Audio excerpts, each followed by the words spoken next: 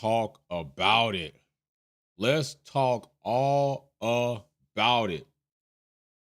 Qualifying was ridiculous. Ridiculous, people. I mean, we just witnessed history, and it's coincidence that when history happens, Lewis Hamilton is usually part of it. Some way, fashion, or form, he is part of it. And in this time, there is an entirely unified British GP driver at the British GP home track Silverstone for Lewis Hamilton, George Russell, and Lando Norris. And I have to say, that is absolutely exciting. That is absolutely exciting. I got to give it up to the UK people, UK fans. Y'all just had something happen for your area, for your side, for your country that is absolutely awesome. We can't have anything happen like that because Logan Sargent ain't driving worth shit, and we don't have 3 American drivers on the grid. So we can't get that type of action in Formula One. But by far, and to the most credit y'all did. And that qualifying was completely ridiculous. I mean ridiculous in a good way. That is what you would like to see in a qualifying. Now, I know we can't get them all like that. We're not going to get every qualifying that's going to be like that. But let's just be real. Qualifying sessions in 2024 have been absolutely entertaining, interesting, and competitive. More competitive than racing. And I got to tell you all, over in the UK, congratulations to you. I know you're not part of the team in some ways, but being a fan of the sport, being a fan of Lewis Hamilton, a fan of Russell, a fan of Lando, a fan of Mercedes, a fan of McLaren, that had to absolutely be awesome for you all as spectators and fans of your teams, your drivers, your country, and the sport. So I just got to put my hat off to y'all. That was awesome. But we got to talk about some things. We do have to talk about some things because Christian Horner, post-qualifying race, said some pretty dumb, not dumb, I'm not going to say dumb. He said some things that were a little bit like, y'all might be in denial. y'all might be in a little bit of denial, like, is this happening? Is something going on? Are we about to not be competitive anymore? Are we not about to be dominant anymore? They are I'm not lying to you. I think Red Bull are in a place right now where they're questioning their dominance. Is our dominance going to last beyond 2024? I don't think they're sure about that anymore. There has to be. Big shout out to everybody pulling up in the chat. Sylvia Witt Kelly, Michael Dixon, Maria Duncan, the Sema J Show. Big shout out. Thank you, Maria Duncan. There has to be a part of Red Bull right now that is saying, I'm not sure if we're going to get Max more than 4 championships. And I told you all that before Red Bull fans, before Max Verstappen fans set their eyes on a mountaintop that is higher than Fuji, that is higher than Everett, that Lewis Hamilton will be toppled in championships by Max Verstappen, you needed to first set your sights on Sebastian Vettel, the most accomplished driver in championships in Red Bull. I told you to start there first, but you said, you know what? We can't stand seeing Lewis Hamilton, a black man, be top of the sport and everybody loves him. We got to set our eyes on that. I told you all, you needed to keep it realistic and be worried about getting Vettel. Be worried about being the best driver with the most championships in your team first. Don't worry about 7. Think about 7. Concentrate on 4. Because Seb's your first target, and you haven't reached that target yet. And I told you all this. When it comes to history, you have to look at a performance. You have to look at a team because there's more than just the driver. The organization, the mechanics, the engineering department, the driver, all of this has to be held together. So I look at a team and say, What's the longest that a team has held their composure in winning fashion to go on a streak? And I told you all, Red Bull's height was 4. So I wanted to see if they can get by 4 first. And I'm telling you right now, I told you 2025, it was going to start looking questionable. I told you 2026, it was probably going to be over. Looking like it might be on target. It's looking like it might be on target. Because a track where a lot of people said coming into this weekend, they said Max Verstappen and Red Bull was going to be the shit.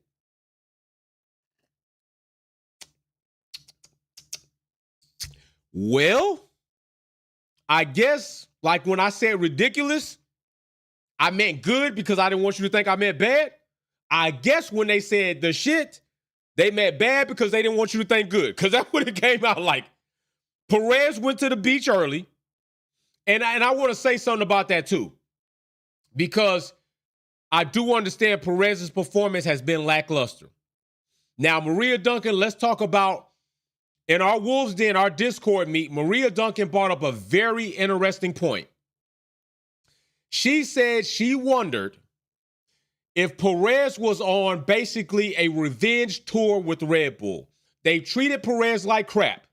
They disrespected Perez. They disrespected a culture and group of people that Perez is not even from. They disrespected him being a family man. They disrespected his ability to think by saying that he wouldn't be as good as the European drivers Max Verstappen and Sebastian Vettel. Is it possible? Because last season, y'all were saying plenty of times that Perez just does this so they can see Red Bull's floor, which there might be some conspiracy theory to it, but I'm just thinking, is it possible that Perez said, you know what? I can't stop you from getting a driver's championship because that's on us as drivers, and as a team, y'all are going to give Max what you want. But I can probably slow down your ability to get a constructor's championship because Max can't do it by himself. He can't do it by himself. I have to at least do something. And I thought that was an interesting point. Extended his contract. And I just don't think Perez is this bad. I just don't think he's this bad. And he doesn't really seem heartfelt like it's really bothering him right now. Now, I'm not saying Perez went into the beach intentionally, but I will say this. While people are heavily criticizing Perez for going to the beach, you do realize Max Verstappen went to the beach too. He was just fortunate that his car wasn't in such an angle and spin to dig his real tires in. But you do realize Max Verstappen went to the beach too. It wasn't just Perez. Racer X210 says Russell better not do some bullshit at the start. Don't count on it. Don't count on Russell not doing it is what I'm saying. Racer X210, don't hold your breath. What did I tell you all about Toto? I said we should have known and you shouldn't be surprised about what Toto does any further because there's been enough proof and evidence to show you that he's that type of guy. You shouldn't be surprised if Russell does something off the start because he's that type of guy. But in the same fashion, you kind of got to accept some of that because if Russell matches up with Max, he's that type of guy. All right? So what I was saying is this. While Christian Horner is busy running Perez's name through the mud by saying there's only one driver out there, Sylvia Wade Kelly says Horner left scratching his ass today instead of talking out of it.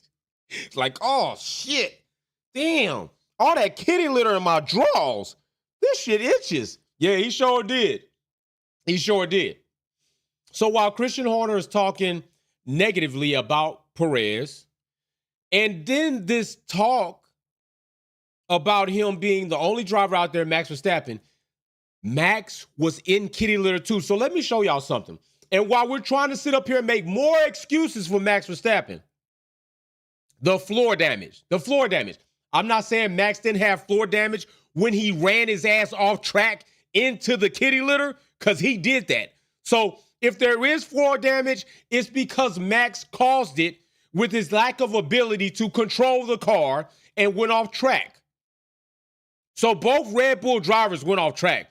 The only difference is one was in a position he couldn't get the car out and wanted the marshals to push him, which is not going to happen.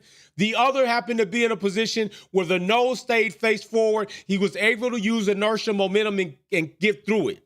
But they both went off track to a point where their qualifying sessions could have been over.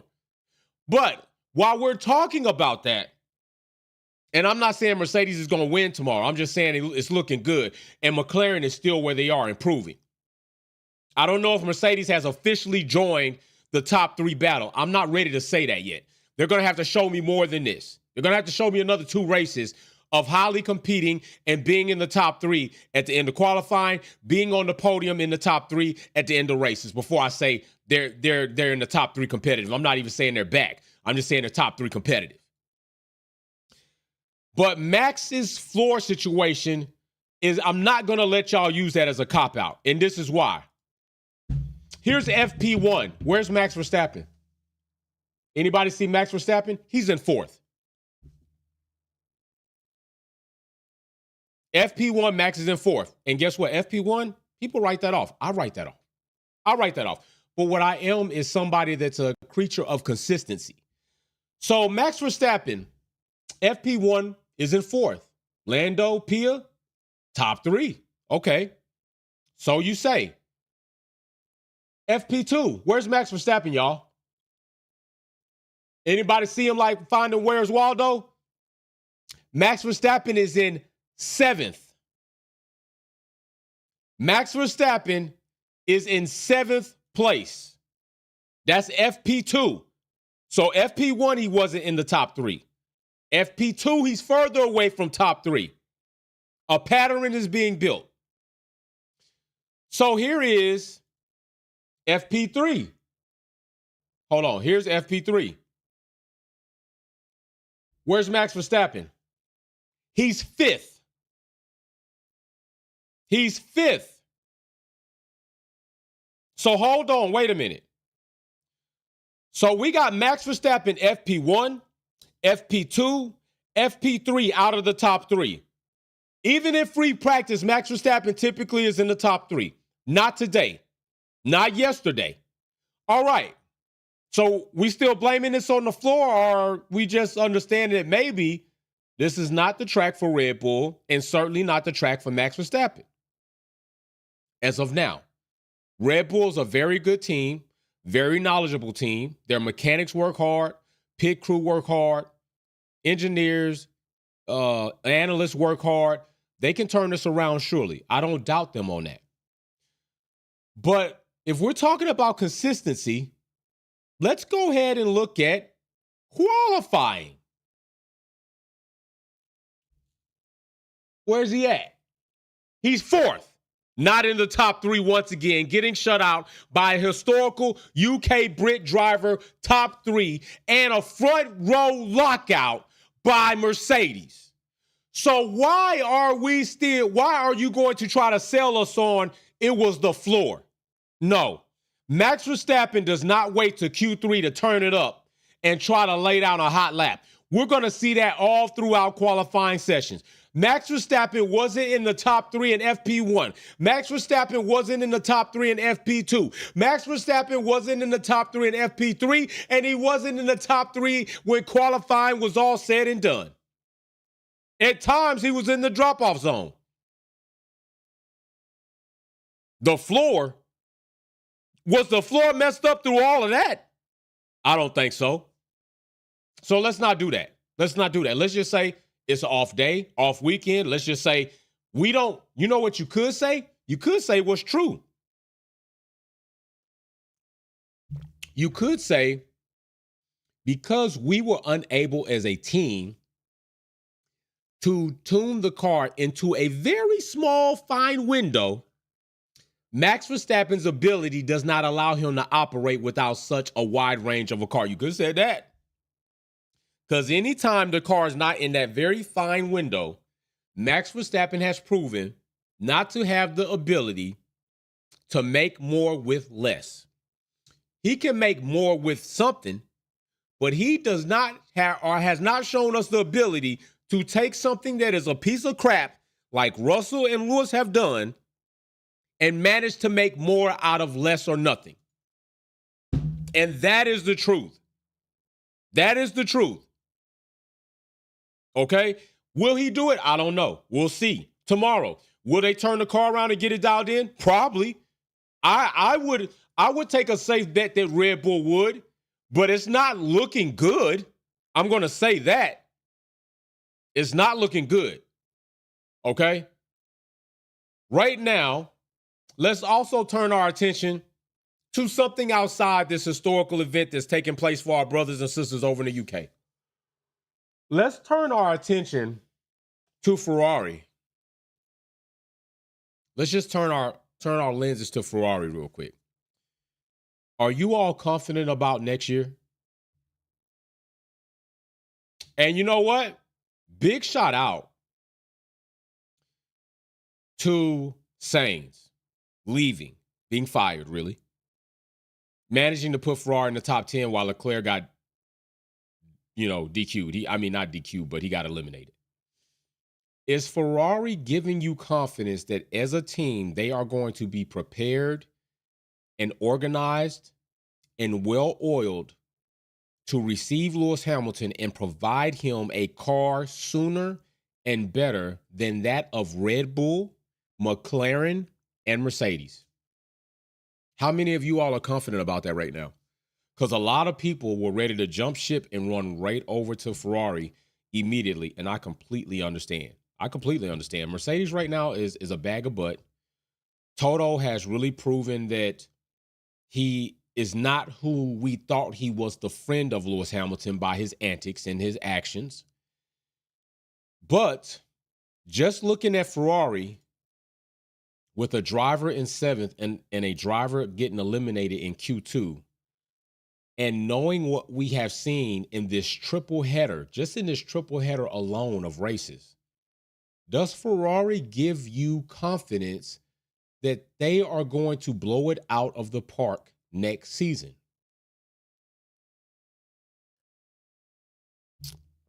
Not me. I'm not confident about that at all. Ferrari have been fumbling, stumbling, and falling on their face. And I haven't seen anything in sight that tells me they're going to recover from that this season. Now, Sylvia Witt Kelly says Checo driving like he's chasing the ice cream man and not on track. Hey, this is true. This is true. And like I told people, Max was off track as well. I don't want to see them blame it just on Checo. But Checo been somewhere. I don't think mentally he with the team. But while we say that about Ferrari, and I don't want to hear people use the excuse for Ferrari that they're already focused on next year's car. I'm not saying it's wrong. I'm not saying you're wrong. But I'm also saying we're not even halfway through this season yet. We just reached the halfway point. I think this is round 12. We're just reaching the halfway point. They already quitting? I don't know about that. Let's also turn our focus to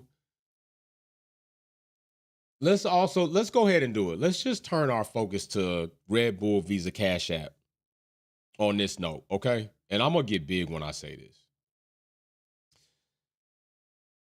Well, let's look at this first.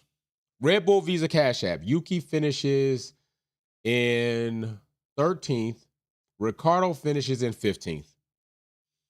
Yes, Ricardo has been doing better than Yuki over the course of 2 races, but Ricardo has not been doing better than Yuki throughout the season. Ricardo has not gained the confidence of people to think that he should even brought his ass back to Formula One.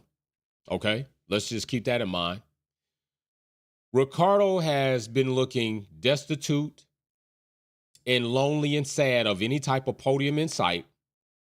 And right now on the driver championship standings, Daniel Ricciardo is 13th with 11 points. Okay? 13th with 11 points. I'm telling you right now. Yuki is 10 with 19 points. Now, I know that's a 6-point difference, but that's still a difference. Jefferson says it seems that they have ceased development for this car, likely focusing all their efforts on next season's project, Lewis Hamilton. Okay, and I'm going to say this. If Ferrari is doing that, not only are you taking a very big gamble, but you are also taking on a very big load of criticism that will come your way if that car is not immediately competitive within the first 5 races and looks like a machine that is going to carry a World Driving Championship title and a Constructor Championship title. If you take that much time to focus in on that car right now, so that then next season you can have that cost cap to develop the car, you better have a monster of a machine.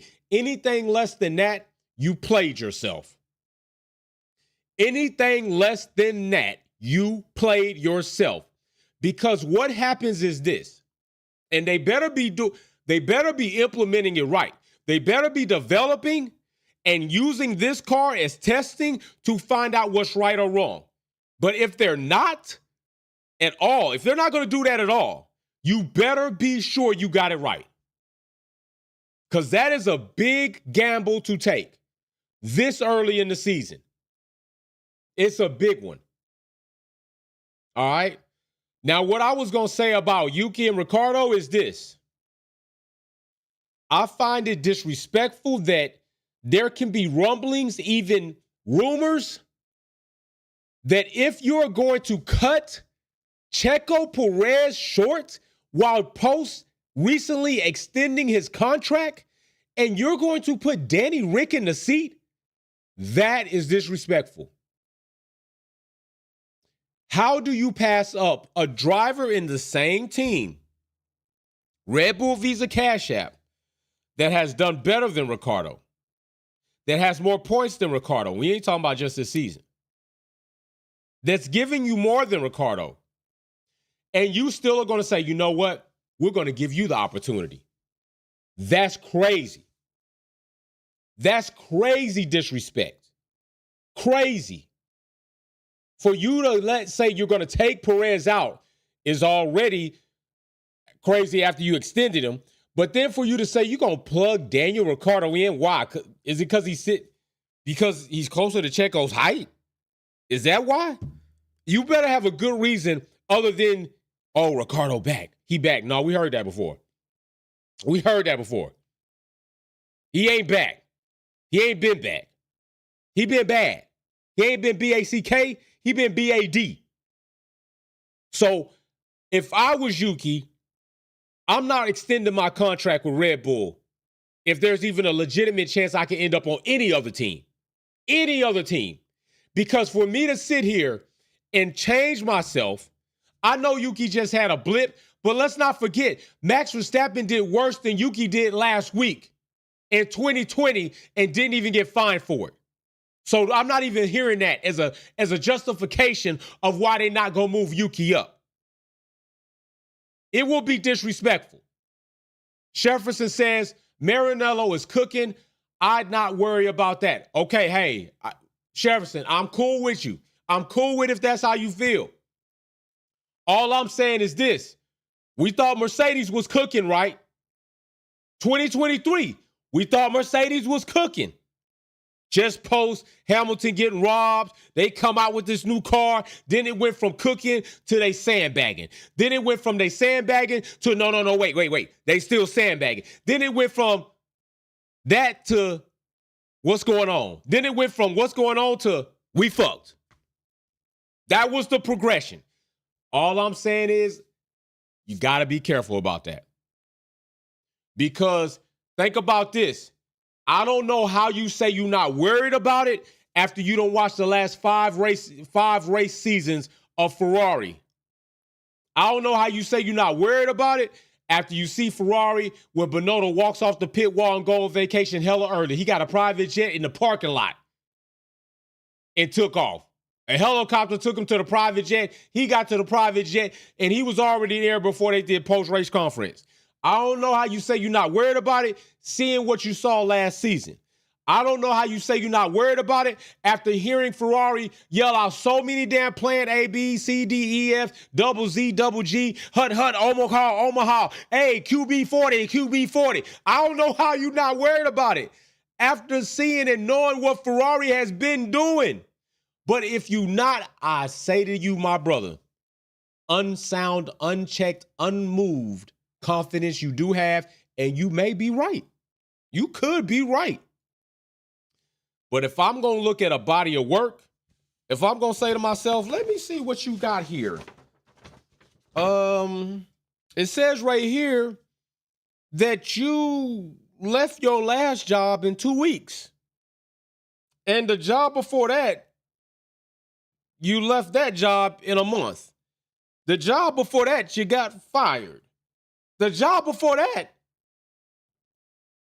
well, shit, you wasn't even there long enough for them to put a date on it. So let me ask you this. Are you hiring that person, Jefferson? If you read that person's resume and it says that, are you going to hire that person to work for you? I want to know your answer in the chat, bro. I just want to know your answer. Are you going to hire that person to work for you?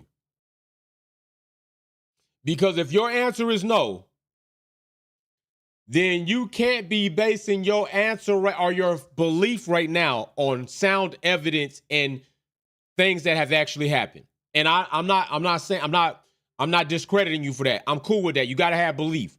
But if you look at the body of work and you need to make a factual decision, no, try and play no to Max. Lewis Hamilton will show. Hey, we're going to Dean too cool. We're going to see what's going to happen tomorrow, man. I'm for it. I mean, let's look at it again. Front row lockout. Front row lockout. A trinity of UK drivers, homeboys at the home GP showing out. Now, I got another podcast coming up, so we'll hold the conversation I want to have for that on that one because we got a little bit of audio to listen to so we can kind of dissect what may have transpired behind closed doors to make such a person put baby oil on their ass and then go in somebody's conference room and just lay up. Because I could not believe some of the words that came out of some people's mouth and the audacity of people to try and bait Lewis Hamilton into conversations that you wasn't trying to have when they needed to be had. So anyway, front row lockout. I find it disrespectful if we actually see the move of Ricardo to Red Bull from Red Bull Visa Cash App. Jefferson says some personnel changes may need to happen. Okay, yeah, facts. Facts, Jefferson. I'm definitely with you on that. And you're right. Some do need to happen, for sure. And they may be already making them happen. I'm with you on that. So, yeah, disrespectful. Sargent making it into Q2 again is a big accomplishment for him. Aston Martin seemed to still be in a funk, but we saw glimpses of Alonso in the top 3, which he had been doing before they kind of went on another slump. Albon, again, in the top 10, hopefully can bring points home for Williams. Sainz, the driver who's getting fired by Ferrari, once again showing more of being the number 1 driver for Ferrari, but he's on the way out the door. Hulk, don't know what got into him. Maybe Hulk has some of this. You know what I'm saying? Maybe Hulk had one of these before he got in that car and, just got him all powered up. Maybe. Pia, McLaren here have earned the right to be recognized as arriving after development and those developments turning into upgrades. And Max Verstappen, you in trouble because your teammate ain't helping you, bro. He done with you. And then, of course, Mercedes. Front row lockout. How many of you have faith that Russell's going to play team game? I don't know. But I will say this. I just hope that we don't again have a situation, regardless of whose fault it is, regardless of how it happens, that we don't have a situation where 2 silver arrows go out because of each other or contact amongst each other. If that happens, I'm going to talk shit about it. I'm gonna talk about it. All right. I'm telling you right now, I'm gonna talk cash money crap about Mercedes. I'm gonna talk cash money crap about whoever I think fault is, or I might end up talking cash money crap about them both. Just letting you know right now. I'm not gonna hold no punches for nobody if I see two Mercedes cars take each other out in the first corner. It's gonna be trouble. All right. So let's see what happens. Let's see what goes down. We got some other stuff to talk about. So just stay tuned and we're going to be here to talk about it. But we got a race on our hands for tomorrow.